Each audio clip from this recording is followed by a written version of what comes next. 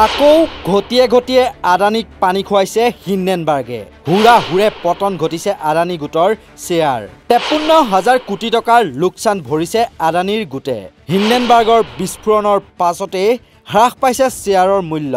Adani energy solution, Adani Wilmar, Adani total gas আদিৰ শ্বেয়াৰৰ মূল্য বৃহৎ পৰিমাণে হ্ৰাস পাইছে। হিন্ডেনবাৰ্গৰ নতুন অভিযোগৰ ফলত আদানীৰ ষ্টকৰ মূল্য একেবাৰতে বৃহৎ হ্ৰাস পালে। মাত্ৰ 1.5 বছৰৰ ভিতৰতে আমেৰিকাৰ সংস্থা হিন্ডেনবাৰ্গ ৰিচাৰ্চে আদানীৰ বিৰুদ্ধে দ্বিতীয়টো বিস্ফোৰক অভিযোগ উত্থাপন কৰিছে।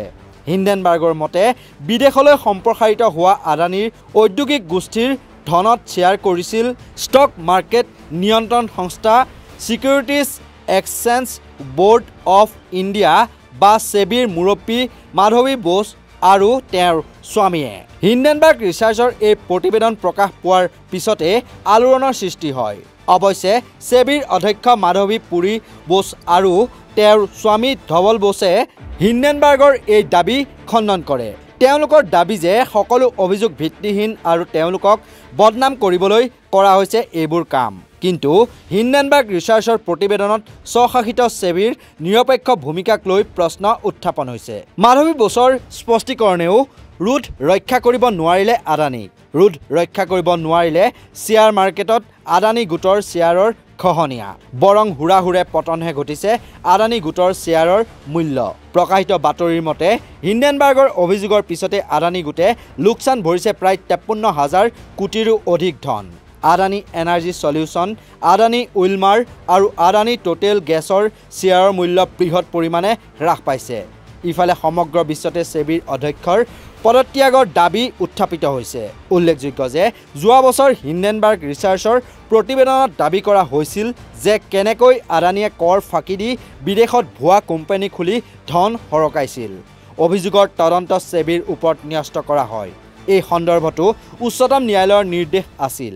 হিন্ডেনবাৰ্গে আচলতে বুজাব খুজিছে যে সৰিয়হৰ দুলিতে আছে ভূত, যাৰ ওপৰত তদন্তৰ ভাৰ আদানী গোষ্ঠীৰ সৈতে তেওঁৰেই ভিতৰি গোপন মিতিৰালি বা গোপন লেনদেন। হিন্ডেনবাৰ্গে কয় তেওঁলোকৰ প্ৰতিবেদন প্ৰকাশৰ 18 মাহ পাৰ হৈ গ'ল। আনহাতে সেবিয়ে আদানীৰ ওপৰত আচৰিত ধৰণে মৌনতা অৱলম্বন কৰিছে। হিন্ডেনবাৰ্গে অভিযোগ কৰে যে মাধৱী বোস আৰু তেওঁৰ স্বামীয়ে মৰিচাছ আৰু বাৰ্মুডাত ভুৱা বিদেশী কোম্পানীত বিনিয়োগ কৰিছিল, যাৰ সৈতে গৌতম আদানীৰ ভাতৃ বিনোদ আদানীৰ প্ৰত্যক্ষ সম্পৰ্ক আছিল। এই সকলোবোৰ বিনিয়োগ 2015 চনত কৰা হৈছিল। ইয়াৰ পিছত 2017 চনত মাধৱী বোসক সেবিৰ পূৰ্ণকালীন সদস্য হিচাপে নিযুক্তি দিয়া হয়। প্ৰতিবেদন অনুসৰি সেই সময়ত নিৰীক্ষণৰ পৰা হাত সাৰিবলৈ ধৱলে মাধৱীৰ নামত থকা বিদেশী বিনিয়োগৰ সকলোখিনি নিজৰ নামলৈ হস্তান্তৰ কৰিছিল। হিন্ডেনবাৰ্গৰ এই অভিযোগৰ পিছতে এতিয়া সেবিৰ প্ৰকৃত স্বৰূপ উন্মুক্ত হৈ পৰিছে। আচলতে সেবিৰ অধ্যক্ষা আৰু তেওঁৰ স্বামীয়ে আদানী গোটৰ বেনামী কোম্পানীৰ ধন বিনিয়োগ কৰাৰ বাবেহে আদানী গোটৰ বিৰুদ্ধে ধন জালিয়াতিৰ তদন্ত কৰা নাছিল সেবিয়ে। নেশ্যনেল ডেস্ক, নৰ্থ ইষ্ট নাও।